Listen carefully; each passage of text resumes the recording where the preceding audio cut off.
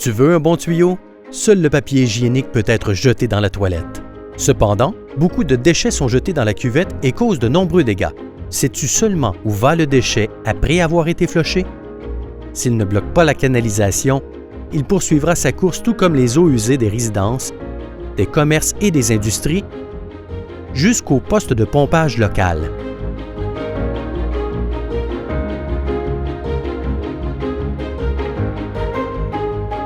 Il arrive parfois que le débit d'eau soit tellement important qu'un déversement soit effectué.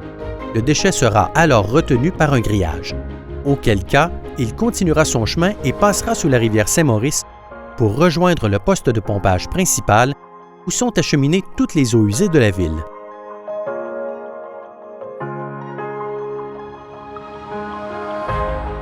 C'est ce poste qui pompe les eaux usées jusqu'au site de traitement. Cependant, une accumulation de déchets peut briser les pompes et forcer un arrêt d'urgence de pompage. Cela créera un déversement des eaux usées dans un cours d'eau naturel, ce qui n'est pas souhaitable.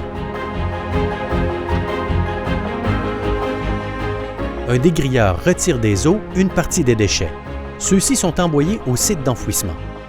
Poursuivant sa route jusqu'aux étangs d'épuration, les déchets encore présents dans l'eau passent par le système de dessablage. À cette étape, d'autres résidus sont enlevés et envoyés à l'enfouissement. Le passage de l'eau dans les étangs d'épuration est la dernière étape au processus d'assainissement des eaux usées. Cette étape se divise en 4 phases qui optimisent le transfert d'oxygène et assurent l'activité biologique des étangs.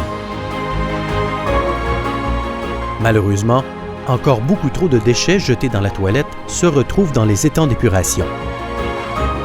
C'est pourquoi il est important de jeter uniquement le papier de toilette dans les cuvettes. Après ce cycle d'une durée de 21 jours, les eaux traitées retournent vers le milieu naturel.